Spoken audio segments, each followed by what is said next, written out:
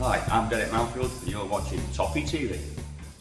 Welcome to Toffee TV. It's me, Baz. Didn't get a chance to do a after-match reaction yesterday at Wembley. Most of you probably know that me and Ped were unable to meet up for reasons that Ped has already put on. So we weren't able to get together and do a match reaction video yesterday. So I'm home now. Yeah, what can you say? There was nothing more Everton than what happened yesterday, was there? Losing in injury time at Wembley in a game that in the end we could have won. I wouldn't say we should have won, because I think Manchester United had lots of chances as well. Yeah, it's just so disappointing when you're down there and you see how many fans are there and how many young kids are there, and you look at lads who are, about 20, and you think, they go everywhere and they've not seen Everton win anything. It's really sober, and it's upsetting, because you just think, it'd be nice for us to win one cup, even if it was spawnily. But it seems as though we don't even get the rub of the green, or a little bit of luck, rather, shall we say, when we need it. Yeah, it's really a sorry end to what's been a sorry season. I've been having some discussions in the car coming home today, discussions on Twitter as well with people. The majority want the manager gone. A couple still want him to stay. Quite bizarrely, somebody said it was just one of those seasons, a poor season, and last year wasn't a poor season. Last year was horrendous. It was horrendous. I think not everybody, but some people kind of forget that we won 5 out of 6 games in March to effectively, or middle of March, to effectively pull us out of a relegation battle that we were falling into. Otherwise, it would have been a disastrous season. So last season wasn't a good season, wasn't even an average season. But we were, as far as the manager was concerned, I was prepared to give him that, because it was poor.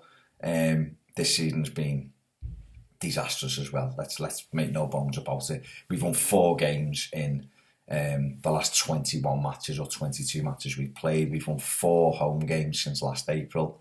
The records are all there to see that we are going backwards. But it was great. Wembley was great just to see, the passion and the fervour from the Evertonians. Yes, there was pockets of knobheadness, I will call it. You know what? You should go away all the time at Everton, up and down the country, and you'd see so much. When you went away, you were like, everyone was together. It was unified. You were these fans in a different place, for this, all backing each other, and you'd look after each other, and it was like, we're there to get behind the team. We've got everyone else against us, so we're there together to sing, and everyone was great with each other. Now there's a horrible little element that's creeped in where people don't care about anyone, even their own fans. No one gives it a toss, and they're affronting each other and what's gone on with society? What is wrong? And what's wrong with divvies squaring up to each other at the match? Get a grip. You're there to watch Everton. You're not there to think you're some hard case. What's the point? There to watch Everton. And that was the only thing I would say that was not the only thing that disappointed me, but that really disappointed me, the fact that people have even lost respect for each other now as Evertonians, and that was something I never thought I would live to see the day. But it's crept in more and more over the last few years. Really, get a grip. If you're one of these dickheads that is only asked about himself, sort your world out. As for the game, the team he picked, I'll be honest, possibly the only... I can understand why he played Bezic at right back. Obviously, worry about the threat of Martial. I can understand why he put Gibson in midfield. I thought Darren Gibson had a really good game, to be fair to him, considering he doesn't play that often for us, I thought. And it was a big pitch, that. But, you'd just be tempted, I think, to put a kid in at right back who plays at right back, you know, or even maybe Tom Cleverley at right back. But I can understand why he put Bezic there. Didn't really work, you know. The first half, we had a chance immediately, didn't we? Romelu Lukaku. If he just has a bit more awareness, he rolls it square to Cleverley to tap in. He goes round the hair. How he doesn't get a clean shot away is beyond me. Big time wrong. So that was the first one he messed up. You know, Rooney gets it off the line. It's unlucky in the fact that it could have just broke to Cleverley and it went behind him. But Lukaku, on 2 occasions in that one incident, just really poor. In the first half, we didn't really do anything. We sat off them too deep. They were too quick for us. Rooney was magnificent. He was the best player on the pitch in terms of dropping into pockets and just pinging. He was just brilliant. Anyone who doesn't think he's still a class player, I totally disagree with you.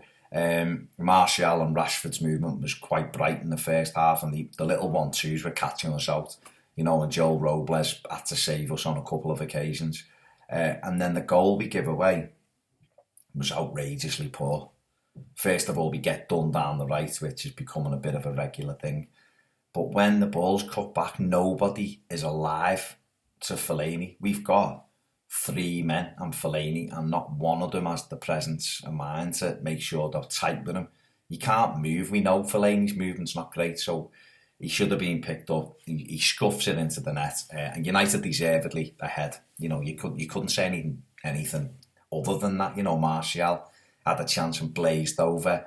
You know, they were in control. There's no doubt about it. Everton were far too timid. The other thing as well was that it's something that's happened all season. Lukaku was just totally isolated, totally and utterly isolated up there, and it was painful to watch at times in that first 45 minutes. Lennon was having to cover for Bezic, so he was too deep. Cleverly ran around, put loads and loads of effort in that first half, but didn't really do anything with it. We couldn't get Baines into the game. Ross, you know I love you. You know that I will build an Everton side around you, but please, please, please, there's never going to be a game when you get the ball and nobody tries to tackle you. Never.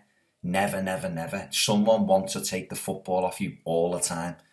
You know, Osman does it. They get it and they're looking around as if, oh, what a trick that was. Where shall I pass it now? Oh, someone took it off me. It's got to be sharp and quick. You get it, you turn, you fire it off, you get it back. Everything's got to be tempo. There's no tempo with Everton. None whatsoever. And it's so frustrating. And that was what the first half was like. We just stayed in the game. But we went in at half-time 1-0 down. You're thinking, okay. At half-time, I was thinking, there's no way back for us here because this fella can't motivate us. We know that. He hasn't got the presence of mind to know how to change it. If you look on that bench, you see Graham Jones. What does he do? There's no one on the bench who gives you any inspiration. You know, Duncan Ferguson I love, but what does he do on the bench? Is he allowed to do anything? Who knows? So there's no one else, you know, I kind of respect in that backline team at all. You know, they've not proven anything. And the substitute is where I really want to hammer Roberto Martinez. I want to nail him to something, because that substitute bench was outrageous. Leon Osman and Tony Hibbert, 7 years after the 09 Cup final, still on the bench or still involved in the squad. But fine if you've got Hibbert in there to go to secure the right back position up, no problem. You know, and Tony, they probably come on and got tight to Martial, so I can understand that. But you brought Pennington back and put him on the bench, and you're like, so with two eventualities there, right? Okay, then you've got Ozzy. Like, what's Ozzy really going to do? You know, then you're looking at Delafeu, yes, Morales, yes, but where was a striker? Got £20 million of alleged strikers in the club, apart from Lukaku, and neither made the bench. Nias is our 3rd most expensive signing ever, not even in the 18. Kone, who he bigged up last week, is his knee gone, or is he just not in the 18? So the bench was really poor. Second half, we came out. Jesse Lingard should have made it 2-0 for United. They had another couple of fizzed across. We then break and win a penalty. And I think it was a penalty. I think it probably was a penalty only because of the way he dived in at Ross. I think he got a bit of the ball, but he took Ross first. So I'm going to say maybe we were a little bit fortunate to get it anyway. But I thought Baines was going to step up, given that Lukaku missed a vital one against West Ham the other week and we lost the game. But no, obviously, Lukaku, who is very good at telling you how good he is, he stepped up and missed it. You know, De Gea made a good save, but it wasn't a great penalty, to be fair. You know, and then we have another chance almost immediately. Cleverly blazes over, Romed's over, and you're just thinking... But, you know, Deulofeu come on. When Deulofeu come on, him and Barkley just pushed up. And they had to. The game was run away from us. And they pushed on and played closer to Rom. And the crowd were behind us. You know, we were bouncing then. And we were having attack after attack. And all of a sudden, we had a threat with Deulofeu. And United couldn't live with us then. We scored. It was a ball he put in was incredible. It was a goal. That's why Smalling had to deal with it. Because otherwise, it was a goal for Lukaku, a yard out. So we're 1-1. And I honestly believed that 1-1 we would go on and win the game. The momentum was with us. Yes, United Fellaini had a chance for 2-0. United looked dangerous on the counter-attack, not denying that for a minute. But Everton were pressing them back and the crowd was starting to believe. You know, we had another opportunity, a great little move. Deulofeu slipped it into Lukaku, just hit it first time, Roman, you've scored. Trying to take a touch, get it steadied like he did in Anfield the other night, and the chance was gone. The chance was gone. And that carried on, the header over the bar, you know. I don't know what to say about him. He'll probably get loads of people. Where would we be without his goals? Yeah, he's a good goal scorer, but he's not this world-class player that people seem to paint him as. You know, and we needed him yesterday. We needed him to be on his game, and he wasn't on his game, and ended up costing us massively. And then they get a goal in the last kick of the game, virtually, with a ball into Ander Herrera. Woeful attempt at a back heel, ricochets off his shins about 12 times. It's Jagielka, breaks through to Martial, his second chance of the game, and he coolly slots it into the corner and sends them to the cup final. And, you know, just left me with a feeling of resignation that normally, you know, be crying my eyes out or wanting to boot seats through or whatever, and I wasn't. I was just like, yeah, that's basically the season. That's what it's like, and this is what we're resigned to now. This is what we are under Roberto Martinez, you know. And listen, I'm not putting 100% on him, because some of those players are bottlers. If they'd have started the game with that passion, they might have got a better result. Romelu Lukaku's got to take his chances. There's no question about it. Whether you love him or you don't like him, he's our threat. He's our centre. Got to take. Can't have as many good opportunities as he has had in that game and finish with no goals. So he's got to shoulder a massive amount of blame for that. And ironically, that'll be the stick he will beat us with at the end of the day. I've moved to win things. Yeah, if you'd have done your job, we might have won something. Ross Barkley, not good enough. Some lovely bright spells, but you've got to play for 90 minutes, kid. All of this. The one thing I will say, I thought John Stones was very good, particularly second half when he stepped up a little bit and was bringing the ball into midfield, and Gibson just dropped in behind to give him that cover. I thought he was one of our better players. Deulofeu was a massive reason why we had them penned back and looked as though we may win it. Classy to put Morales on for 23 seconds as well. And I don't know whether people noticed, but at the end, Martinez went to shake his hand, or approached him, and Morales just threw the arm at him and walked straight down the tunnel. He'd already kissed to the Everton fans. So I'd be surprised to see if the manager stays for the rest of the season, and it's an if. It could be a big if. I'd be amazed if Morales plays under him again, given that such a public display of lack of respect by Morales, I suppose. But why would you respect someone who does that? You know, Morales should have been on the minute after we scored. We should have gone for it, because they were wobbling big time, and we didn't, of course. But again, you need to be a good manager to spot those things. So we get beat 2-1, last kick of the game. Like I said, nothing more Everton than that. And so the manager himself called it a defining week this week.